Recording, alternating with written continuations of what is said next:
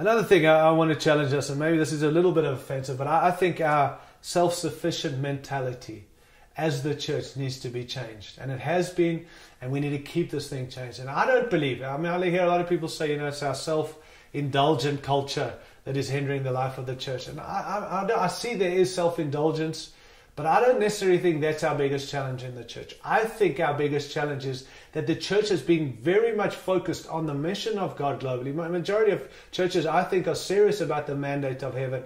They are getting on with the Great Commission. They're doing their best to get out and be upward and outward focused. But here's what I think we've done, and this is the danger, is that we've almost got so casual or even so good at what we do and how we do it, because we've done it for so long and we've had some success, that we've almost got to a place where we think we can actually walk in this without God. We can do the will of God without God. And I don't believe we've ever said to God, we don't need you, but it's almost like we've got to a place where our self-sufficient mentality is, we've got this, God, we know what we're doing, we're getting on with it. And I want to tell you, friends, maybe our hearts are good, but we need to come back to this revelation.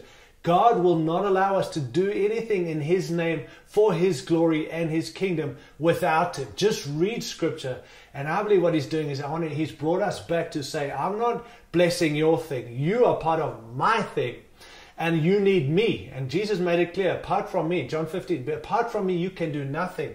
So guys, we can go about mimicking actions and doing stuff, but if it's not with Him, if He's not in it, we're wasting our time. And so it's again, I don't think it's, again, our self-indulgent culture. It's our self-sufficient mentality. We got this, God. We know what we're doing this for you. And God said, yeah, but you've got to do it with me.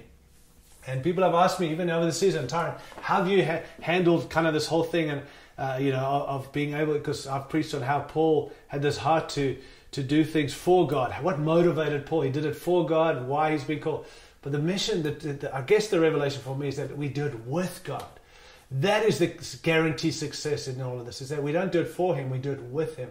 And I want to just challenge you, and let's not get back into doing stuff without Him, from running our businesses to being parents to being husbands and wives. Everything I want to suggest must come back to this. I don't want to do this without you, Lord. And so let's not have our self-sufficient mentality that actually hinders the progress of the work of the gospel and the kingdom in our next season and time.